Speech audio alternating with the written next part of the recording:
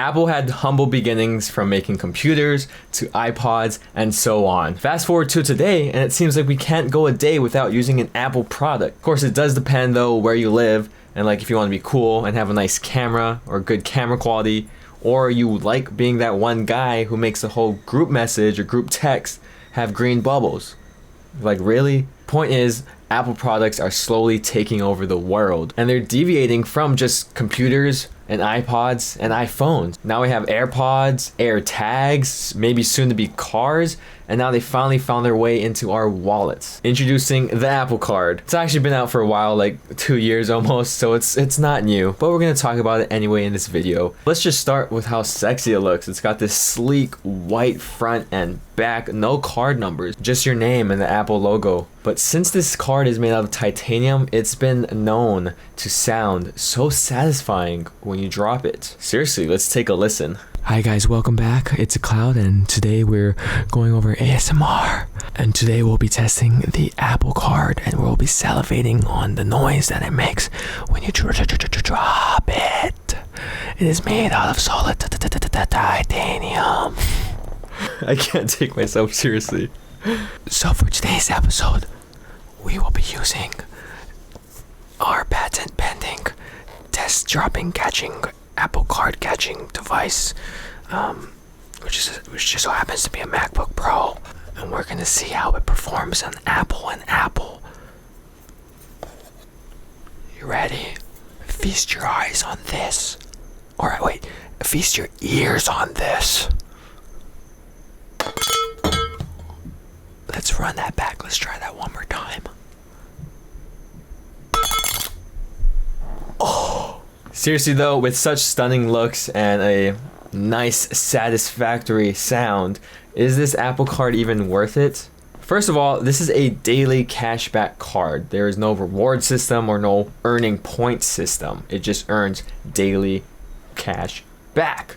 So that means there's no miles to be transferring, no points, no exchanging for gift cards, but you do get cash back into your Apple Cash account. And it's cool because you don't have to wait a whole month, wait until you have to pay off your bill to get that cash back.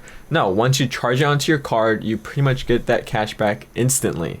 Don't have to hit a minimum, or you don't have to redeem a minimum amount of cash back. You can just redeem whatever amount you would like, and there's no limit to how much cash back you could actually earn. So with the Apple Cash or the cash back that you get, you could pretty much use this just like cash almost anywhere, like buy things online, on websites, or in store using Apple Pay, or even within apps. Or you could even send it to your friends through iMessages, or of course you could send it back to your bank account and essentially just get cash back straight to your checking or savings account. So how do you get cash back? You do earn 3% back on all Apple purchases, which is nice. This includes, of course, laptops, iPhones, all the hardware, but also the software too, and the services, so Apple Music, iCloud storage, etc., etc. But there's also a select list of merchants that Apple has provided where you do get 3% cash back as well. So there's not just for Apple that you get 3% back. The next earning category is 2% cash back using Apple Pay.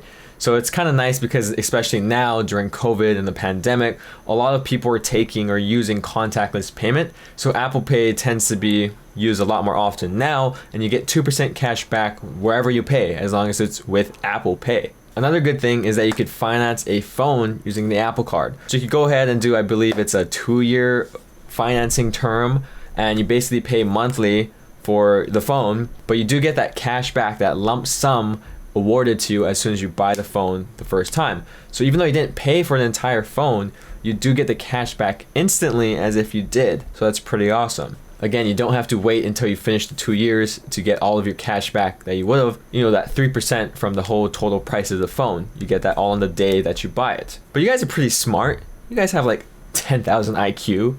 So here's a question. What if you buy that phone up front? Like today, you buy the iPhone, $1,000. So you get that 3% cash back, right? Instantly into your Apple Cash account. But what if you return the phone the next day?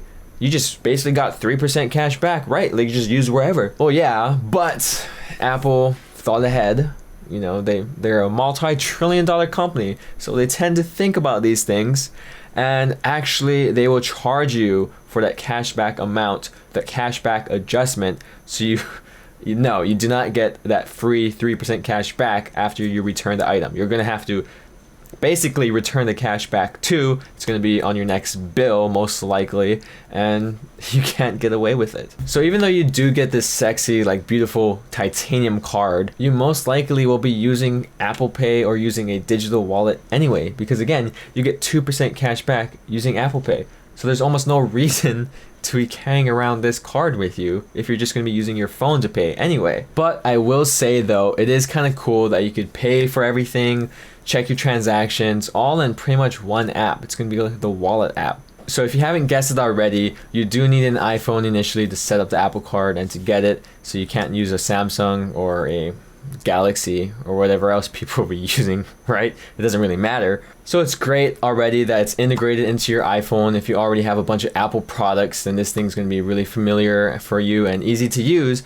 because it's in the wallet app. You use Face ID to secure it, but also you don't need like a Goldman & Sachs email and password or app or go to their website. It's just all in the wallet app. So you don't need to remember another password, even though we have apps for that. It's one less thing to worry about, one less app to fiddle around with. Another cool thing is that you could actually iMessage support, which is super fast. I've used it a few times, actually once. It's pretty fast, it's really convenient, it's cool. It's basically just like live chat that almost any other credit card company has, but it's iMessages. And they're pretty fast too, and I think it's 24/7.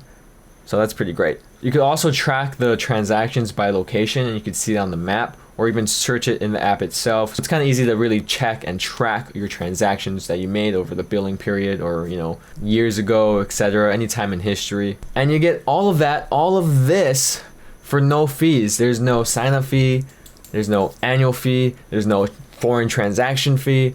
So you really don't have to pay for this card. So all these things are great, and it's basically a free card. So what's the catch? Well, there's really no catch, but there are some like caveats that are kind of irritating or some obstacles that you might have to go through. And also you don't have a rewards program, which almost every other credit card company does have. So one catch is that only 2 out of the 3 credit bureaus actually report this card. And it wasn't until recently that the 2 credit bureaus actually reported this card. The Apple Card reports to TransUnion and Experian, but not Equifax. So before this was all implemented, you actually would have this credit card, this Apple Card, but it wouldn't be reported to the credit bureaus, so you wouldn't be building credit by using it because it wasn't reported. So I mean, it was pretty much pointless. And now thankfully they fixed that. They have 2 credit bureaus reporting it, except they're kind of missing one. At least it's better than none. Another caveat is they just recently allowed you to use a website to pay for the card, which I guess isn't really a caveat because they just added it on. So it's not like it wasn't there like how it was a few months ago. But before, you could only pretty much pay using the app itself, which isn't too bad. That's what I do. It's not bad at all. Or you could even call a phone number to pay off your card. I don't know the number. You just call up someone and say, yeah, pay off the card, and then give them the information or whatever. But now you can go onto a website if that's your cup of tea. We're starting to get to the actual real caveats, and this one is that it's hard to connect this to third-party apps. So Apple, it's great. They're keeping all their data personal or private. They're not sharing this to everyone else, but it makes it hard because I use a website called mint.com, or even the Mint app, to track my transactions. I have all my credit cards on there in one place to kind of see like an overview of nice little simple package of what's going on. And when you have a lot of credit cards, it's easy to just look at it one time instead of swapping between multiple apps and clicking different cards. It's kind of a pain in the butt. So for the Apple Card, it's not on Mint. So it's really hard to put on transactions on there from your card because you pretty much have to add it on manually or do some other bootleg ways around it. Of course, this isn't a big deal if you don't even use Mint or you don't charge a lot of things on the Apple Card anyway, like me. But it's still nice to have, come on. First world problems. The last big caveat or the big con is that there is no reward point system, no ultimate rewards, no membership rewards. It's just cash back, which is cool. I mean, for those who don't care about maximizing their spend on credit card points and staying at hotels, etc., or getting gift cards, etc., which you could probably still do with the cash that you get via cash back with the card. but it's nice to have like a point system, and it's more valuable to have that point system, like the Chase point system or the Amex point system, than just having like an Apple cashback system. So for me, it's a bad thing because I love the reward points from other credit card companies, and I don't really like just being stuck to purely cash back only. All in all though, it's a free card. It's a nice card. We've been over this already. It's not like some flimsy plastic piece of crap like some of my other cards that I have. So it doesn't hurt to get it. I mean, it may ding your credit score a little bit just because, you know, you're applying to it. But if you have an iPhone, if you buy Apple products at least every so often, or if you use iCloud or Apple Music, but it might be worth looking into. Because again, you're not paying for this card.